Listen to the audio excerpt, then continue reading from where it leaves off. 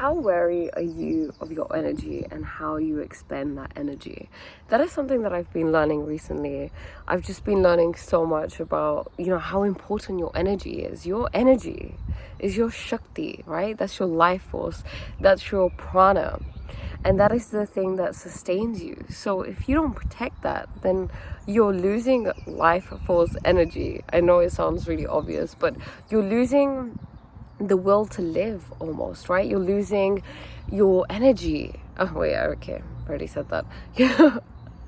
You're losing your ability to focus, to pay attention, to be happy, to be healthy, to be able to communicate properly, to be able to have mental acuity. All of these things you are sacrificing when you give your energy away. We are leaking energy at all times if we're not careful, okay? And this can happen when you're in relation to people. Sometimes when there's loads of disagreements with people, you're losing energy. There are some conversations that you have where you just can't stop thinking about them, or when people live rent-free in your mind. It could be someone who you're limmering over, or someone you argued with like 10 million years ago. People who have the inability to forgive. All of these are issues. These are problems. These are things that are causing you to leak your energy. And this is why you probably go around in your day not feeling like you are your best self, right? You're not bringing your A game. You are feeling tired, fatigued, anxious, depressed, maybe really neurotic, just drained of life. Like I see so many people who, look like that. They don't look full of just, I don't know, what's the word? Virya. Virya is a Sanskrit word, I believe, for energy. I don't know if it applies to women. I think I know it applies to men. I've just been learning a lot from this guru called Guru Pashupati.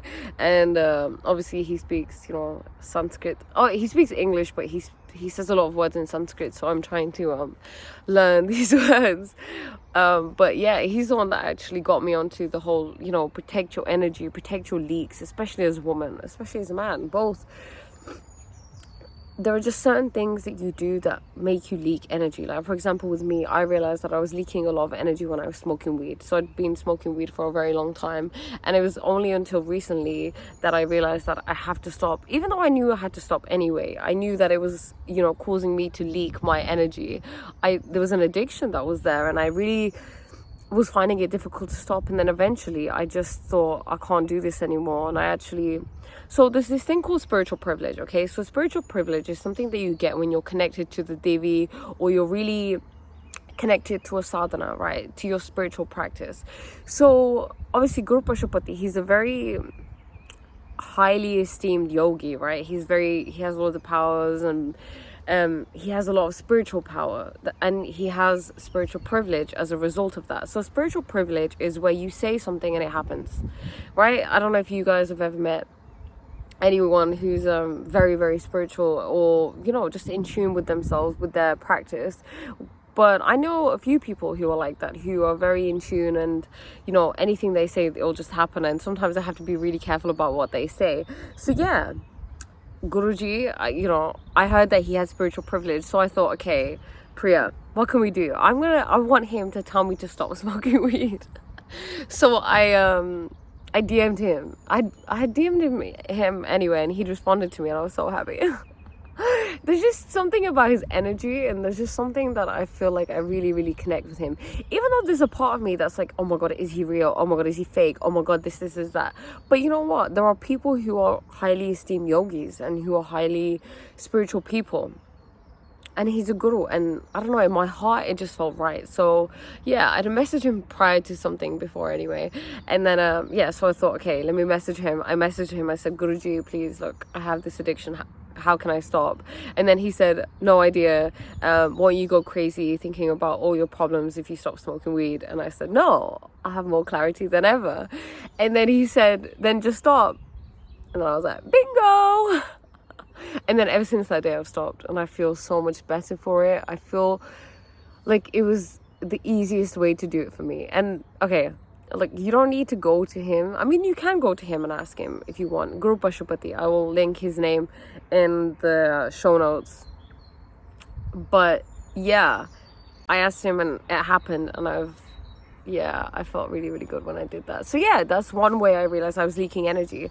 And you know, there are so many different ways. Maybe you're watching something that is really emotionally intense. Maybe you're really addicted to drama. Maybe you have people around you who are constantly disagreeing with you. You know, that makes you lose energy. You're butting heads with someone, right? There's not that coherence with people, and you don't want that, right? Like sometimes we have people who really, really disagree with us, but why keep them there?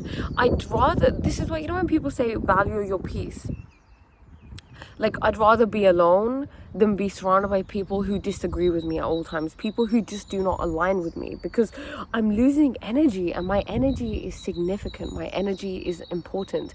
Your energy needs to be within your body, okay? It needs to stay within you. You don't want to be leaking it for no reason, because your energy, that's how you create in life. That sustains you. And if you lose that, then that's on you. That's on nobody else. This is why your attention, right? They say your attention is your one of your most valuable assets. Why? It's your energy, right? It's your focus. So when we are giving that away, when we are watching things, or when we are scrolling through social media, you know, like there are so many things vying for our attention, right? Ads, marketing, the news, media, movies, series, things like that. You're giving your energy away. Every little thing you do, every little thing you talk about, every little thing you think about, every action that you take takes your energy. And what you want is, you want to be like an entrepreneur, okay? Entrepreneurs, what do? They want more of an inflow of money coming out than an outgoing, right? So you want to have more money coming in than outgoing. That's why they say live within your means. You don't want to be living beyond your means, because then you'll be broke. You're not going to have any wealth accumulated, right? You can't have any money saved to invest in yourself, in other things, in businesses or whatever. So what you want is, you want to make sure that at the end of the day, you have more energy than you actually expended in that day. And this sounds crazy, right? Because often, what do we think? We think that, oh, okay, at the end of the day, you know, I'm going to be really tired. I'm not going to have any energy. I'm just going to go to sleep or whatnot. But what if there was a way to go to bed and have more energy? What if you invested in activities that gave you more energy? Like me creating this video right now is giving me energy. Me creating content gives me energy. It fills me up, especially when I do it at the right time, when I have energy, when it's the time of the month for me, right? Because as women, we have a monthly cycle, a 28-day cycle, and it's so incredibly important to live in alignment with that. It doesn't matter how many people you cut out, but if you're not living in alignment with that, you're screwed as a woman. And for men, it's they have a 24-hour cycle. So usually what Guru Pashupati what Guru Pashupati says is that for men, they have the most peak time from 11 a.m. to 1 p.m. And then for women, it's usually 5 days, I think, to their ovulation. So 5 days before you ovulate, that's when you have the most energy. So you want to kind of base your day around that, okay?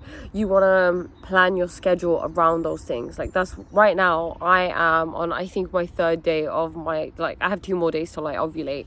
So I have loads of energy, right? Like I'm doing things, I'm going out, I'm being, you know, active. And I'm enjoying it. I'm loving it. And I'm using it at the opportune time. But when I'm on my period, I'm resting, I'm relaxing, I'm trying to spend as much time as I can by myself, because you need to protect your energy at that time. You're very open and very vulnerable. This is why women in the past, in ancient times, they used to, all of the women who used to be on their periods, they used to have a separate place in the home where they could go and stay and rest away from other people. And there's this thing called a fufa, I believe, that they used to wear, or something like that. It's indigenous tribes, so it's like a cloth that you wear when you're on your period that like keeps your energy in, and it protects you. And I actually want to get one, to be honest. I think you know, in this day and age, sometimes you can't spend all of that time alone in your room or by yourself somewhere, and you are exposed to other people, and I don't want to be absorbing people's energy like that. You, like I said, your energy is so incredibly important. And I didn't realize this, because I just used to give my energy away to everything and everyone, okay? Like every little thing. People lived rent-free in my head all the time. So many people, for no reason. And then it's like, Priya, you're wondering why you're sitting there tired, you know, you don't have energy. And I used to think, oh, maybe it's because I'm a projector, because obviously I know that projectors don't have that much energy available to them, hence why it's even more important that they protect their energy. But I think just in life, like, is that not the most loving thing that you can do to yourself, to protect your energy, like your Shakti? You know, it's divinity, it's the divine feminine, it's the goddess that is within you that you are protecting.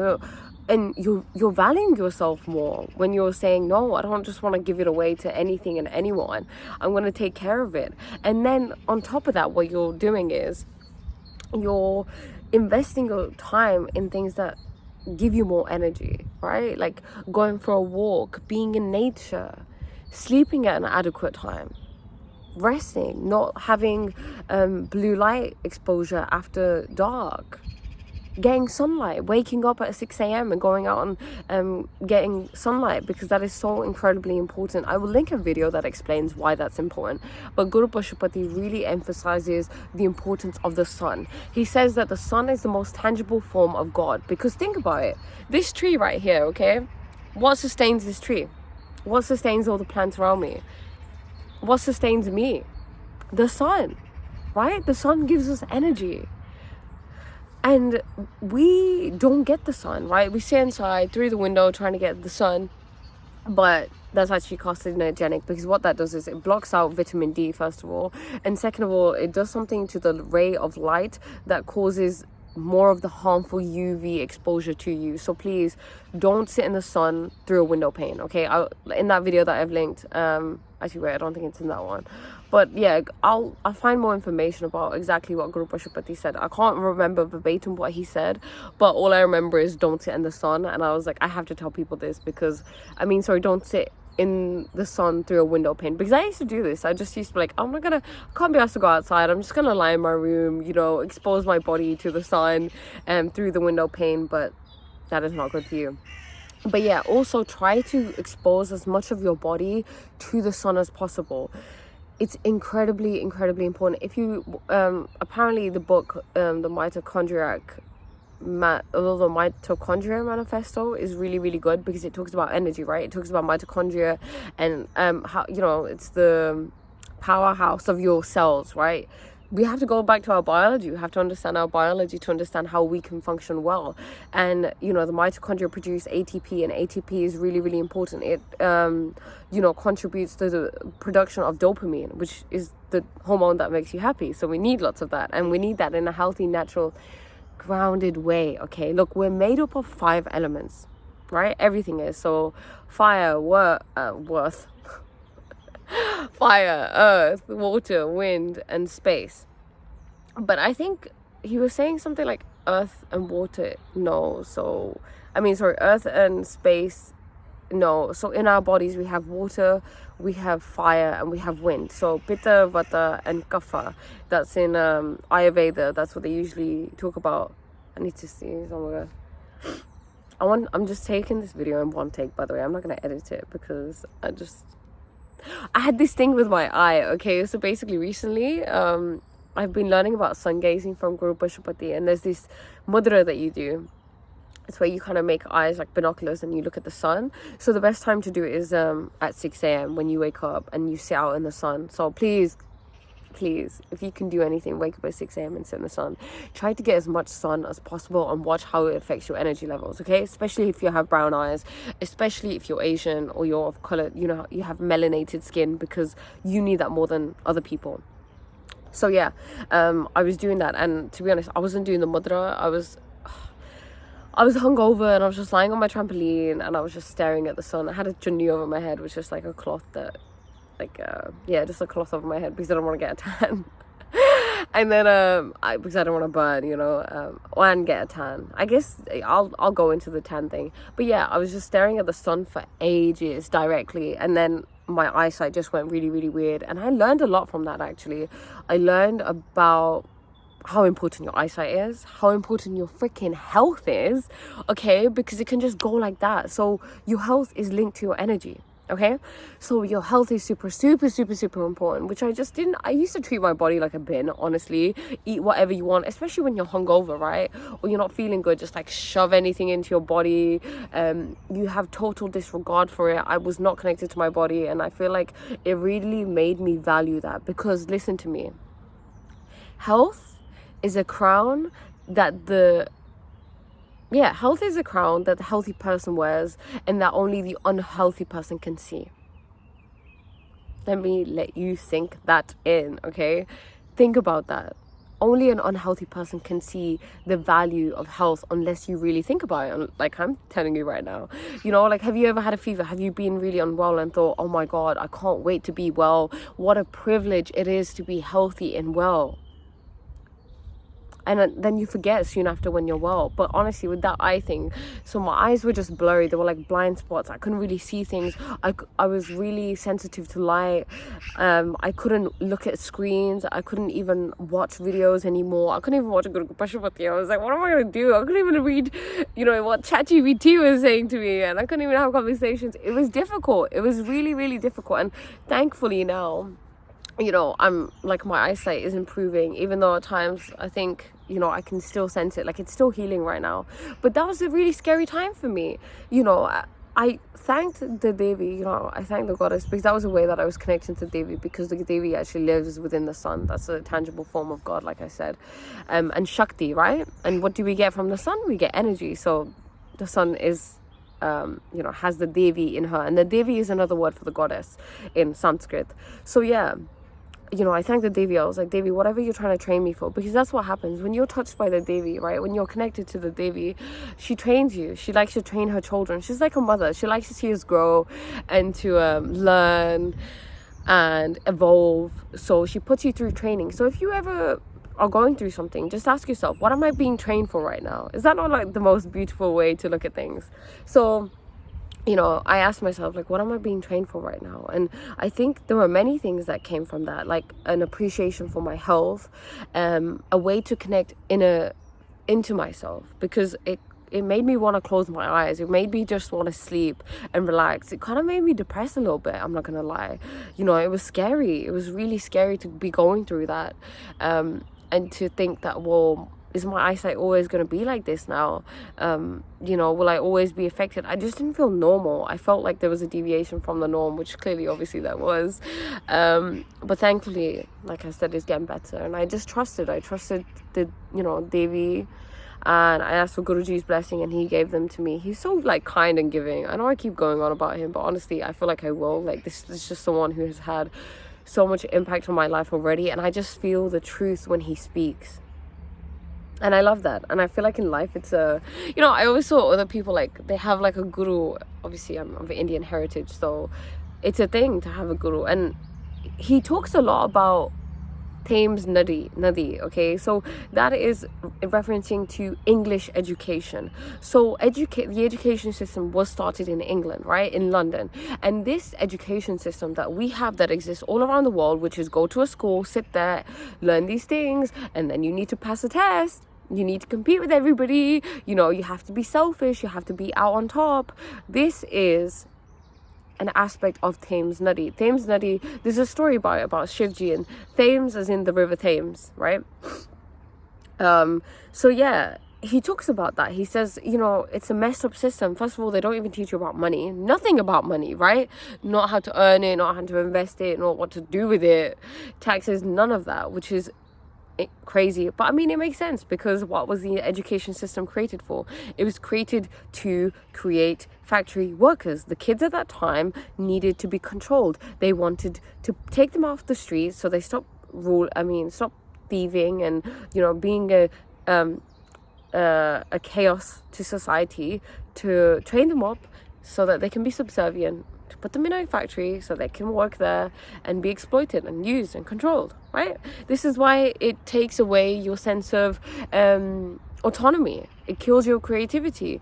It kills you're a rebel, you're a naughty kid, you're a problem. You need to go to a special school if you don't listen, if you don't abide, if you're not obedient. But actually, if you're the rebellious kid, you're the one who's most likely to do well in society, because you don't just abide to society, you make the rules, you don't follow the rules, because life isn't about these rules. These are fake rules created to control you. Okay, so yeah, he talks a lot about that. And like, you know, he says in that Thames Nadi, you have teachers, you don't have gurus. Gurus are different. Okay, having a guru in your life is important, and a guru can be an actual guru, obviously, but then there can be many things that can also be your teachers, I guess. But I don't know much about the realm of gurus, but I'm just glad that I found someone that I feel like I completely resonate with, especially because he speaks English. You know, I listen to people who speak Punjabi and Hindi, and I can understand them, but I feel like there's always that kind of, like, English is just my preferred language of use, I guess. It's just the thing that I'm most comfortable expressing myself in. So I really love that I found someone who speaks English and can just explain things. So this is, you know, you can watch him and then you can learn from him, because obviously if you're watching this, I'm guessing that you like English, you know, and you can learn from him. But if not, that's also cool. But yeah, I've just learned so much. I don't know if there's a difference in the way I look, the way I see him, but I feel it. I feel so different. I feel like I'm constantly evolving and changing, and I feel more connected to life and to the goddess, and I'm learning more about that. I don't know if you guys have watched the live that I did, but I did a live with my sister where I was talking about the divine feminine, you know, and what it feels like, and to have her in your life as a deity almost, rather than just like, oh, divine feminine energy, which I used to do. It's like tuning in to subtle energy, you know, and that stillness and that just that calmness, and then you could like feel like sensations in your body, because wisdom comes from increased sensitivity. Okay, increased sensitivity in your body. We're numb to our bodies. What happens is, when you're a child and you go through some, you know, things that are really traumatic, your body shuts down, because your body is really, really intelligent. So your body actually becomes numb, and it's like, okay, I'm not going to feel these things, because I'm going to die if I allow you to feel these things. So what we're going to do is, we're going to, from the neck down below, we're going to numb you out. Okay, you're not going to be able to feel anything. We're going to protect you. And then what happens is, you go through life and then you are really, really numb to things. You don't feel your emotions, you know, because they're not good to feel. Block them off. Why are you so sensitive? Why are you going with your feelings? You need to think, you need to be logical, blah blah blah. But this is hugely troublesome to you. It cuts you off from your intuition and your wisdom. And wisdom is the highest form of intelligence, okay? It's not knowledge, it's not intellect. It is the wisdom. It is to know, and you know in your body, okay? So don't ever underestimate the wisdom and the intelligence of your body. And that's why it's so important to go inwards and to connect with that subtle energy. And, you know, one of the ways that Guru Pashupati says that is a great way to connect to subtle energy is art. He said that artists, because, you know, he said an artist, when they start off painting to the end of their career, usually they're just not even painting things anymore. Like, at first it looks like a live portrait. The next thing you know, towards the end of their career, they're just painting energy, because they can sense the energy. Like, you'd be looking at this tree, right? You'd look at every single detail, right? Like, if you're an artist, you have a keen eye. If you're a photographer, if you're an actor, you have an ability to tune into subtle energy. So that's what you want to start doing, tuning into your own energy, being infused in your own being embodied.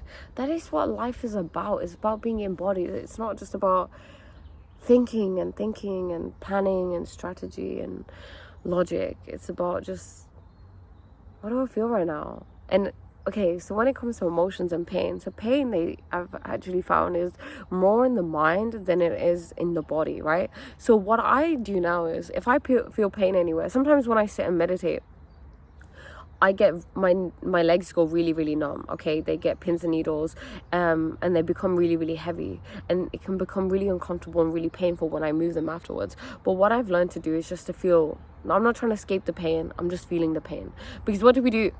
The first thing that happens when there's pain, we're like, fuck this. No, we're not feeling this pain. Get away from the pain. Run away from the pain. Fight the pain. But no, you want to feel the pain. You want to go deep dive into that pain, and then that pain will just, because it's just a sensation at the end of the day. Don't hide from it. It is your greatest teacher. And I was watching this other podcast with Layla Martin. I freaking love Layla, man. She talks a lot about like sexual energy, sexual embodiment, tantra, and she was saying how, so she suffered a lot of abuse, sexual abuse from her father when she was really, really young, when she was like 7, okay? And her whole body shut down, okay? So when she would participate in sexual activity, she couldn't feel anything. She would literally feel nothing. And it was because she had numbed everything out. Her body had just numbed everything out. And one day she was having sex, and, she just felt this huge disgust, like skin crawling disgust in her body, and then she puked. And that was the first sign of purging, of letting it out, because that's what happens. We've got so much disgust and shame and horror and grief in our bodies, and the first step to getting out of that and feeling and living an embodied happy life is feeling it. Okay, there's no way out. You gotta feel it to heal it. All right. So I feel like I've experienced that at times, like at certain times there's like huge disgust. Like I feel like I want to be sick. Like I feel disgusted at myself. That would come up so many times. I think probably relating to like sexual trauma for sure. Yeah, for sure. And it's so crazy that I can just be open about it. But I want to be, because you know what? There are people who can relate to this, okay? You can probably relate to this, especially if you're a woman. Like and as a man, I know I always say especially as a woman, because that's my experience, okay? And I can relate to women obviously more than I can relate to men. So that's by no way me trying to say that this doesn't happen to men, because it does. And there's there's awareness that needs to be raised around that. But yeah, I would feel disgusting, like just certain things would trigger me, and I'd be like, oh my god, Priya, stop. And it keeps that energy trapped in your body. You want energy to flow. You want it to flow out of you. So when you feel something, you're expressing it, you're allowing it to feel. Why the frick are we so obsessed with just suppressing that shit? Are we crazy? Are we a pressure cooker? Like, are we trying to explode? Like, I used to feel like that. My childhood was, upon reflection, really difficult for me. It was extremely difficult for me. It was to the extent where it was torturous for me. I was severely misunderstood. I didn't have any of my needs met. And I'm not blaming my caretakers at all, my parents. They were doing the best that they could with what they knew. And I'm grateful for it, because this is the path that I chose. This is what I chose to go through.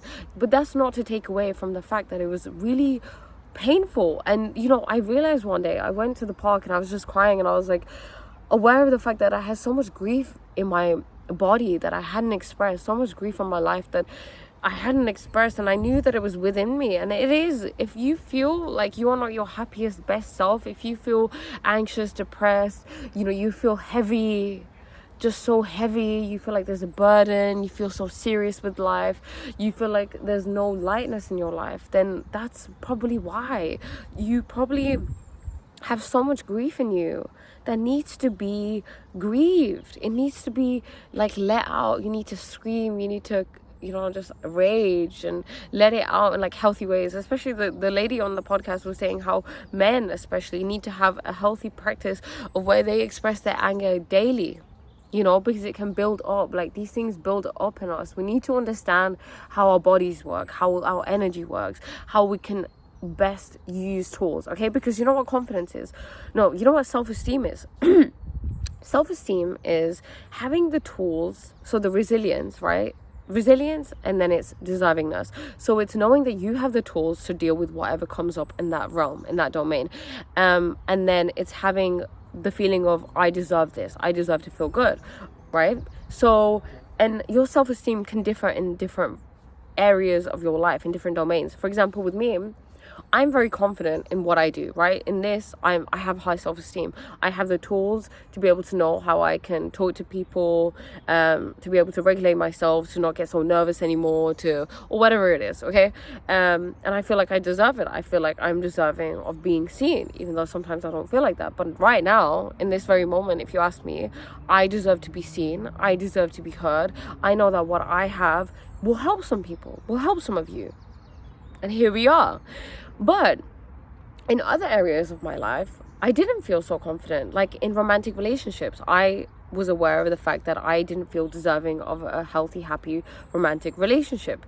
And then I didn't have the tools to regulate myself. If things got too intense, I would freak out. I would run away, and there's growth that I've had that I want to share. So there was a friend, there was a guy that I was speaking to, and we kind of had like, not a disagreement, I guess, yeah, you could say disagreement.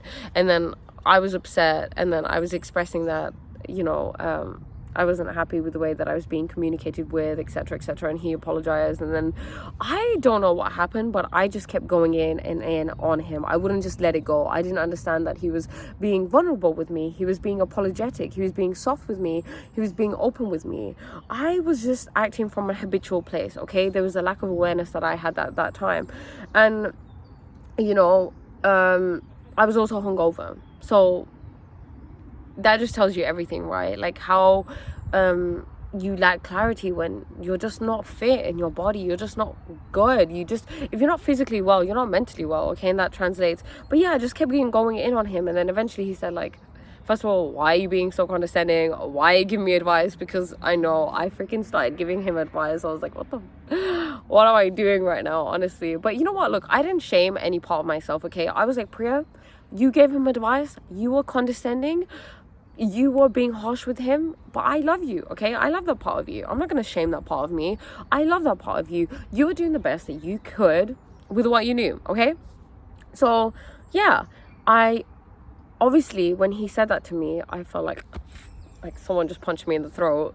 But I was like, I'm going to sit in these feelings. I'm not going to run away from this pain, this shame that is kind of coming up, and this guilt that is coming up. I'm not going to, be defensive and be like, what the fuck are you talking about? Who do you think you are? How dare you? How I would have in the past, or just run away, block, or whatever. No. I was like, I'm going to sit here and I'm going to take full accountability. I'm going to apologize. I'm going to be open. I'm going to be vulnerable, and I'm really going to express what it is. Because look, that is the most important thing. There's a thing that I learned from this other podcast. I will link all these podcasts, by the way. From Annie Lalla. She said that there's a tool. It's called it's WFT to MLK. Okay, what the fuck? It's when you have a what the fuck moment to you want to have a Martin Luther King moment. Okay. So the way that she expressed it with an example is, she said that, okay, her husband, so rather than going to her husband and being like, babe, like, and shaming him, be like, babe, you left the knife, in the wrong position, and now I've just stabbed myself and I've hurt myself. Look, like, what are you doing? Kind of going at it that way. You don't do that. You go to that person with your pain and you say, babe, look, I've hurt myself. And you express how sad you are. You express your pain, and then that person naturally becomes curious and is like, okay, oh my god, like, how did that happen? And then you say, oh, the knife in the dishwasher was upright and I hurt myself. And then you're not blaming, you're just saying what happened, right? You're not saying it was you cow, how dare you do that? You're just like, this is what happened. And naturally that person's curiosity and care for you will be triggered, and then they will naturally be like, whoa, okay, I can't do that anymore because it hurts my wife. So that's what you want. You want to allow that person to get to that point themselves. You don't want to be shaming. Like, there's a way to say things, guys. I don't freaking know this, okay? I didn't learn this. All I learned in my family was like, shame, blame, guilt, attack, And like, now I'm like, whoa, I'm going to sit back and really monitor how my parents speak to each other, because obviously I'd seen it all before. And to be honest, at first, because they don't communicate in a very effective way, okay? They communicate in a very ineffective way, in a very like aggressive, angry, shaming, blaming, asleep way, okay? There's no like consciousness there really, at times. I mean, obviously I think it's increased now, But yeah, before there wasn't. I used to get really stressed. I used to really absorb all of that, would drain my energy. But now I can sit back and like be amused at it almost. But now I'm gonna sit and be like, okay, how am I being reflected in this? Because that's what I was doing it to him. He was being so open with me, so vulnerable with me, and I was just like, yeah, but you need to do this, you need to think about me, like, you know. And you know what it is, guys, I'm not perfect, okay? I can own that. I can put my hands up, and I kind of like that I'm not perfect. Like, I'm not trying to be perfect, you know. Obviously I'm trying to grow and be the best that I can be, but I can admit and I can be okay with the fact that I'm not perfect, that things like this are going to happen.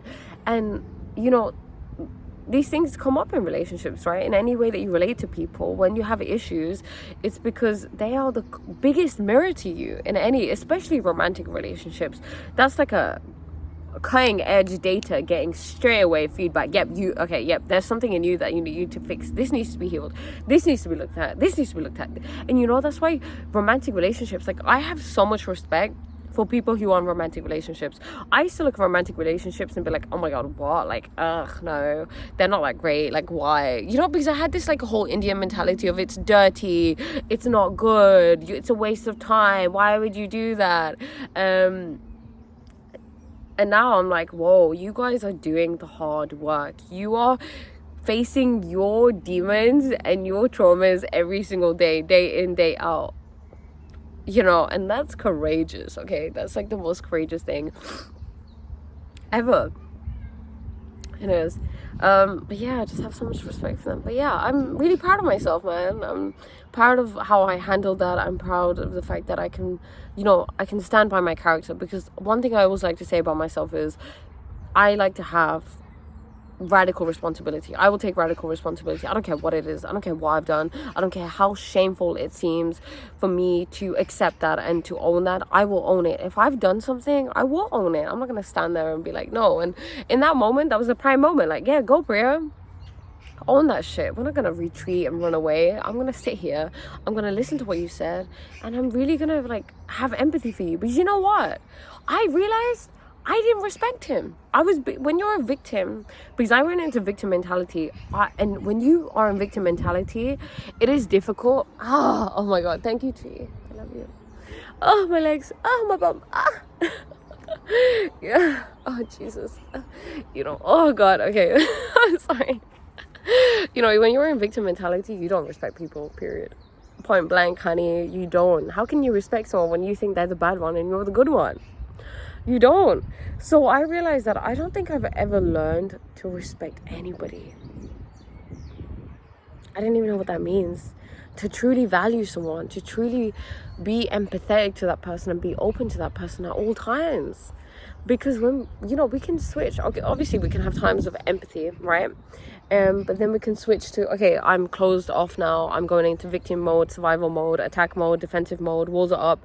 And then you lose respect for that person. But it's about like just being open to every single human being and having deep reverence and respect for them. There's something I learned today from Guruji, and it was Namha, Namaha. You know, Om Shivai, Om Namah Shivai. Yeah, that saying. It's a mantra. But Namaha means being in your heart, I think. And then, you know, he was saying that whenever you meet someone, like, say that in your heart, because it's easy to not respect people. Trust me, you think you respect people. Babe, eat cakes. You probably don't, okay? You just probably don't. Like, it's and that's okay, because we can learn, right? Oh my god, my arm. I think this video has to come to an end soon because I have to respect my body. I'm hilarious. I really hope you enjoyed this video. I hope you learned something. I will link all of the podcasts I have watched, and maybe even other ones that I've watched that I really like, that I want to share with people. But if you have any questions, please leave them in the comment section. In the comment section below. I love you guys, and I'm so sorry that I've been AWOL, but but I was just doing me, you know. I was doing what's best for me at the time, and yeah, I love you. Bye bye.